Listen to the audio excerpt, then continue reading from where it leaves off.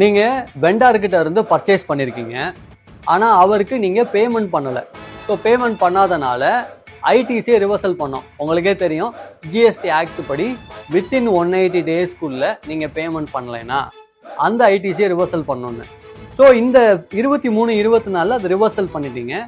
அந்த வெண்டாருக்கு பேமெண்ட் பண்ணதுக்கு அப்புறமா அந்த ஐடிசியை நீங்கள் ரீக்ளைம் பண்ணிக்கலாம். ஸோ இப்போ ரீக்ளைம் பண்ணுறது வந்து நீங்கள் நெக்ஸ்ட் இயரில் தான் பண்ணியிருக்கீங்க. 24-25 உங்களோட வெண்டாருக்கு பேமெண்ட் பண்ணி ரீக்ளைம் பண்ணிட்டீங்க, ரைட்? இப்போ ரீக்ளைம் பண்ணிட்டோம்ல, அதை GSTR 9 நான் காட்டணும்ல, அது எங்கே காட்டணும்? இப்போ நான் அதை 8C காட்டணுமா, இல்லை டேபிள் நம்பர் 13 காட்டணுமா அப்படின்னு ஒரு கொஸ்டின் வரும். ஆக்சுவலாக இந்த ஐடிசியை நீங்கள் டேபிள் நம்பர் 8Cலையோ அல்லது டேபிள் நம்பர் 13லையோ காட்டக்கூடாது. இதுக்குன்னு செப்பரேட்டாக டேபிள் நம்பர் இருக்குது, டேபிள் நம்பர் 6H. இந்த 6Hல தான் நீங்கள் என்ன பண்ணணும்னா GSTR 9 ரிப்போர்ட் பண்ணணும். டேபிள் நம்பர் 8Cலையோ அல்லது